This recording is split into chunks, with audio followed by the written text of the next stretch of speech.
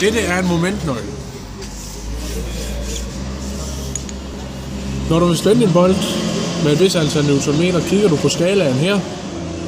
Der står nogle tal her, hvor du kan læse, og på den anden side også. Så skruer du op, hvis nu vil sige, at vi vil have 110 newtonmeter. Og skruer du op, du skal løsne den her først, før du kan skrue nogen til. Så skruer du op her. Skal lige se.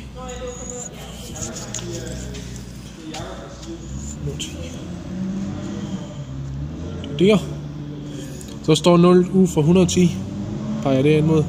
Hvis du så siger, at vi vil have 112, så skruer du selvfølgelig op på nummer 2 i stedet for, så passer det med 112.